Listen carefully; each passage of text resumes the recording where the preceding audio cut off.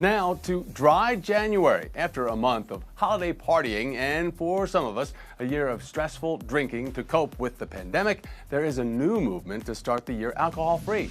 And it just might be the very perfect cocktail for a happier, healthier 2021.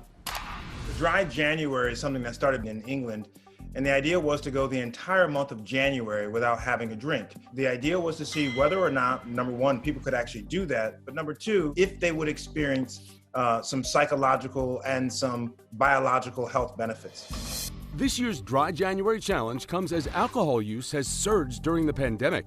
Research this fall found Americans were drinking 14% more in 2020 compared to the previous year, and heavy drinking among women rose by some 41%. So working from home has its obstacles on its own, but certainly when the bar is at home, there is less of an obstacle to find a drink.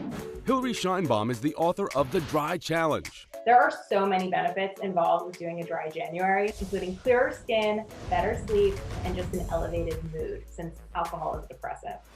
Dr. Ian Smith believes the dangers of drinking can be seriously underestimated. People think alcohol is an innocuous substance, and it's really not. It can lead to liver damage, liver disease, heart disease, high blood pressure.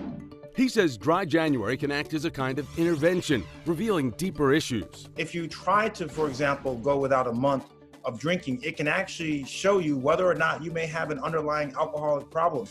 And that's what led Douglas Waters to open the alcohol-free bottle shop Spirited Away in Manhattan this past November. I had increased my drinking, and a lot of people had. In response to that, I wanted to create a place for people who wanted to maybe rein that in a little bit and say, you know, I actually don't want to be drinking as much as I am.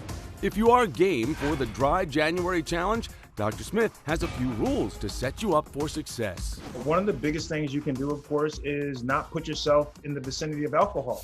The other thing I would say is that you have to take a day at a time. Checking off day by day also becomes a positive way of reinforcing that you are achieving your goals and that you're getting there.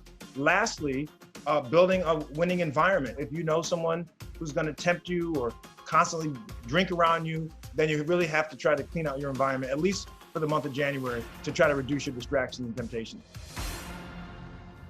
If you are one of the many people out there that would like to cut back on your drinking, but you just don't know how to start, Alcohol Change UK has plenty of useful tips for you. Visit alcoholchange.org.uk. You'll find all the information there. And check your local listings to get all of the health info that you need with Dr. Ian Smith on The Doctors.